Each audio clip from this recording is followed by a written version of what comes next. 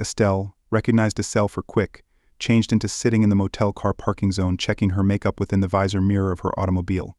She wasn't using a costly luxury sedan or a special roadster. Every day she drove a 10-year antique Ford Breakout SUV. After making sure her makeup and hair were in order, she started the car to move domestic. The clock on the dashboard confirmed it turned into just past 11 p.m. The pressure home might take approximately 15 mins, so she would arrive in advance than she had told her husband Derek do. On the Manor domestic, Metallic shifted slightly in the leather-based seat of the SUV, thinking about the remaining 4 hours she had spent along with her acquaintance in an inn room. Austin changed into 6 years more youthful, tall, huge-shouldered, and had an athletic construct. A chance come across at a Chamber of Trade assembly 8 months ago brought about a series of lunches after which dinners, culminating in a pleasant evening at a downtown hotel. Those encounters became normal, occurring inside the evenings and sometimes throughout the day when impossibility offered itself. As she pulled into the driveway, Steele noticed a dim light from the television seeping through the curtains in the home office. Derek was probably watching one of his TV shows waiting for her to come home, exiting the car. Steele took a deep breath to calm herself. Derek would likely expect her to share some details about where she and her colleagues had been and what they had been doing. The practice of the last few months had sharpened Stell's storytelling skills. Entering the house, Steele placed her purse on the hallway table and headed straight to the office. As she expected, Derek was there watching TV. "Did you have a good time?" "Yes, where did you go?" "We had dinner at Roscoe, then went to Club Bell for drinks." "Who was there?" "Me, Erica, Teresa and Julie." Derek turned off the TV and stood up, stretching. "Let's go to bed. It's been a tough day. I had to fire Robert and Angie." Steele was shocked. "What happened?" "Robert's wife found out they were having an inappropriate relationship. A private detective caught them. She's filed for divorce, changed the locks, and threw him out of the house. Officially, Robert was Angie's supervisor, which violates our company's policy against personal relationships. It wasn't easy, but since I managed the department, the task fell on me." "Damn, that seems a bit harsh. If they weren't doing it during company hours doesn't matter. It makes the whole thing inappropriate, and my boss was firm about it. His wife cheated on him, even though she was unfaithful. He suffered in the divorce, and now he's extremely bitter toward anyone involved in infidelity." In the bedroom, Derek began undressing down to his boxers. His usual nightwear Steele took a modest nightgown from the drawer and went to the bathroom to change. She carefully wrapped her underwear in a towel and placed it at the bottom of the laundry basket. As she did this, her thoughts drifted back to Austin, his athletic build, and their passionate time together. Returning to the bedroom, she found Derek already lying under the blanket. She slid onto her side of the bed, turned off the lamp on the bedside table, and moved closer to Derek, settling comfortably behind him. She wrapped her arm around his waist and rested against his back. Soon they were both softly snoring. The next day at work was a great one for Steele. Contracts for 2 houses were nearing completion. She closed a deal that brought her more than $12,000 in net profit, and she had 3 showings that day. Life was good since she had gotten her broker's license and started working independently. Her income had more than tripled, matching Derek's earnings as a lawyer. The closing went smoothly, and the management company promised that the commission check would be transferred to her company's account by the end of the business day. After enjoying a delightful lunch at her favorite downtown restaurant, Steele headed back to the office. She had a spring in her step and a smile on her face as she walked through the front door, glancing at her sweet petite secretary in the reception area. Steele was surprised to notice a flicker of fear in the young woman's eyes. Before Steele could approach the desk to find out what was wrong, a man rose from one of the chairs in the reception area and called out to her. Estelle Mathesnel turned around. It was quite unusual for someone to call her by her full name. "Yes, can I help you? May I see your identification, please? For what reason? It's a matter of legality and requirements." "What legality?"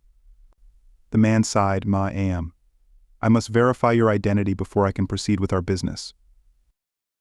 Stell's face showed a brief expression of annoyance, but she found her driver's license in her purse and showed it to the man. He compared it with a note card attached to a thick manila envelope he was holding. Steele immediately understood that she was being served legal papers in her real estate agency. It wasn't unusual for her to receive such documents.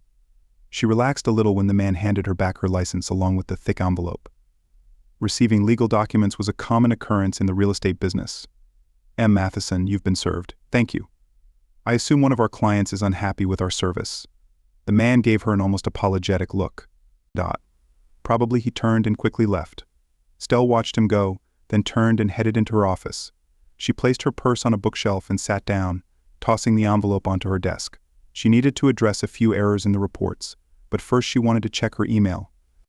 One of today's showings had been canceled, which was disappointing for her. After dealing with her emails, she turned her attention to the thick envelope. Wondering what kind of lawsuit she would be facing, she opened the envelope and pulled a stack of papers onto her desk. As the papers settled on the table, the slight smile on her face disappeared, her eyes fixed on the heading of the first page. Dissolution of marriage. Grabbing the stack of papers, she looked closer and saw her name in debris. A sob escaped her throat as she started to process what she was seeing. What the hell, Derek had filed for divorce. Estelle continued reading. She suddenly realized that the divorce filing was due to marital infidelity. A shiver ran through her body. Derek couldn't possibly know about this. She had been too careful. He hadn't noticed anything. Throwing the stack of papers aside, she saw a pile of color photographs. Nausea hit her as she flipped through the photos, showing her and Austin in compromising positions. The expression of ecstasy on her face only made the nausea worse. Turning away from the desk, she vomited the remnants of her expensive lunch into the wastebasket. Grabbing a napkin, she wiped her mouth. When she turned back to the desk, tears filled her eyes. Oh my God, Derek knows about Austin. I have to tell him. Steele dialed Austin's number from her speed dial and waited for him to answer. She was surprised when a pleasant female voice informed her that the number she was calling was no longer in service. Austin's company phone couldn't be disconnected. After the call ended, she quickly scrolled through her contact list and found the number for the accounting firm where Austin worked. Dialing the number, she waited for the secretary to answer. Higgins, Clark, and Proper Accounting Consultants. How can I help you? Austin Dickerson. Please, I'm sorry, he no longer works here. Stell was stunned into silence. The voice on the other end continued. Would you like me to direct your call to someone else? Stell's mind froze. She heard the secretary repeat the question, but Steele hung up, grabbing her purse.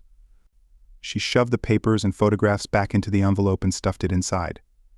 As she rushed past her own secretary, she nearly shouted, Crystal, cancel all my meetings. I'm not coming back today. On the other side of town. Steele screeched to a halt in front of the mansion. Rushing to the door, she rang the doorbell several times and, without waiting for a response, started banging on the door, calling out repeatedly. Austin, open this damn door. Finally, after 10 minutes of pounding and ringing, the lock clicked and the door swung open. Austin stood inside, looking as if death had warmed over. His posture was slouched, his face calm but expressionless, and there was a sadness in his eyes. Steele gasped when she saw him. What happened? Without moving or stepping aside to invite her in, Austin spoke slowly with no emotion. I got fired today.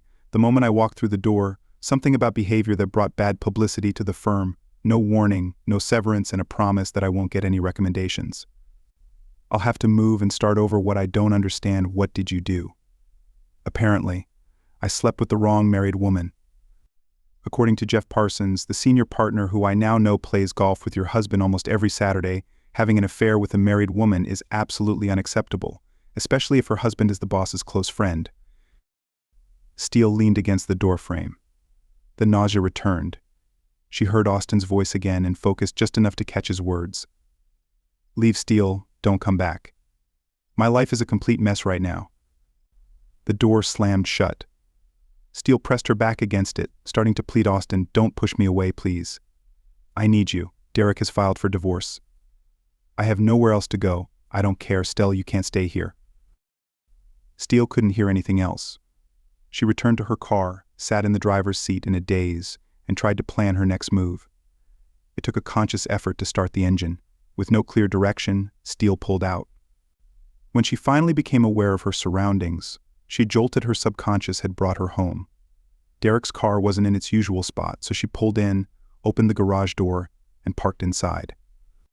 Once the door closed, the garage was plunged into darkness. The house was quiet. Stell tossed her purse onto the kitchen table and looked around miserably. Suddenly, a thought struck her and she rushed to the master bedroom. A wave of relief washed over her when she saw that Derek's suits and other clothes were still hanging in the closet and his toiletries were in the bathroom. At least he hadn't moved out yet. Much later, Steele heard the front door lock click and the heavy door swing open. She could see the door from where she sat in the kitchen. Derek placed his briefcase in the entryway and walked into the kitchen. Without a word, he went to the fridge, filled the glass with ice, and headed to the liquor cabinet in the living room. Soon the glass was filled with single malt Scotch whiskey. Taking a large sip, he turned to her but said nothing. Stunned, Steele stood up. "Derek, I can explain. It's nothing." Derek listened, sipping his Scotch. He slowly walked over to the kitchen and gestured toward the small breakfast table by the bay window which extended into the kitchen. He waited for her to sit down. His voice was calm and steady. Steele recognized that voice. It was the one she had heard him use in the courtroom. "Nothing. I suppose so, compared to the 1.5 years you spent with Vincent, or the 2 years you spent with Carrie, or the year when you had your fun with Peter. The last few months probably are nothing." Stell's breath caught, and she felt as if she had been hit with a brick, that he knew everything, not just about Austin. Seeing her reaction, "Derek," ever the lawyer continued, "was it more than your affair with Jackson? When you decided to open your own agency?" Stell's head began to shake from side to side in denial. She tried to speak but could only manage a muffled moan between sobs. Derek waited for her to regain some semblance of composure. "You're going to pack your things and leave this house tonight. If you can't take everything you want, I'll have my lawyer. Make sure you get the rest later." "Steele, you broke my heart. You were once a beautiful, caring, loving wife. Now you've turned into a greedy, deceitful woman. I don't know you anymore. I don't want to be near you. I'm leaving for a few hours, and when I return you won't be here." "Derek, please." "I have nowhere to go to Austin, or have you already been there? I'm not sure he'll take you in. He's not having the best day himself." The door closed and Steele heard his car drive away. Sitting alone in the dark house, she realized her entire world had just collapsed. Taking a deep breath, she went upstairs to change and pack what she'd need for the next few days. As she packed, her mind raced, trying to rationalize the situation and bring some order to the chaos that had descended. By the time she had packed 2 suitcases, her toiletries, and a few keepsakes, she was no longer upset, but furious. Dragging her luggage downstairs, she left it by the garage door. She turned to the office, grabbed a glass, filled it with ice, and poured herself some whiskey. Returning to the kitchen table, she took the envelope from her purse and began to read carefully. By the time she finished, she was boiling with anger. She voiced her frustration aloud in the empty house. That son of a bitch. She looked over the divorce document again. She couldn't believe what she was reading. That bastard had set her up. It had taken years, but he had played the long game. Everything he had done for the past 6 years had a purpose. She remembered when she decided to open her own agency, he had been so supportive and thoughtful. He had offered to handle all the legal work to set up the agency. She never knew that the LLC belonged to a trust with him as the sole trustee. Everything she had worked for and built over the last 6 years was now out of her control. Everything she thought they owned together actually belonged to a legal partnership. The house, their cars, even the beach house for retirement were beyond her reach. His pension was worth almost nothing.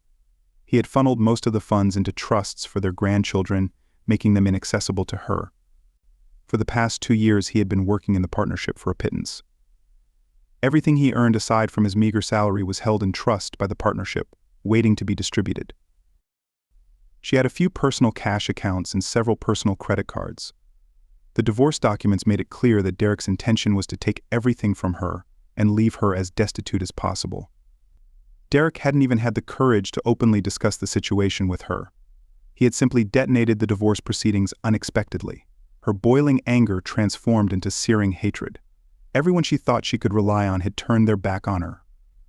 Austin had discarded her without hesitation, her beloved husband. Derek had manipulated her and plotted against her for years to orchestrate this. The more scotch she drank and the longer she thought about it, the angrier she became.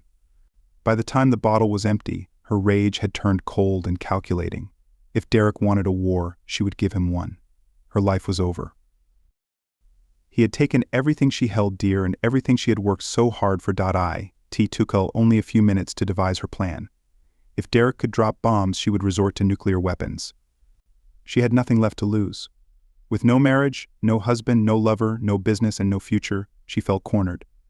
A grim determination gave her strength, and she set about executing her hastily devised plan. 2 short phone calls and everything was set in motion. After gathering everything she needed, she sat down at the kitchen table and waited. Derek arrived 2 hours later. He answered her call, surprised that all she wanted was to talk before leaving the house. After listening to her pleas on the phone, he realized he still had some feelings for her, so he relented and agreed to meet. Entering the house, he was surprised to find it still dark and quiet. He could barely make out her silhouette.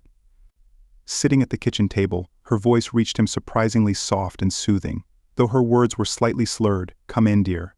Sit down. I'm afraid I finished all the scotch. You'll have to find something else." "It's okay. I'm fine."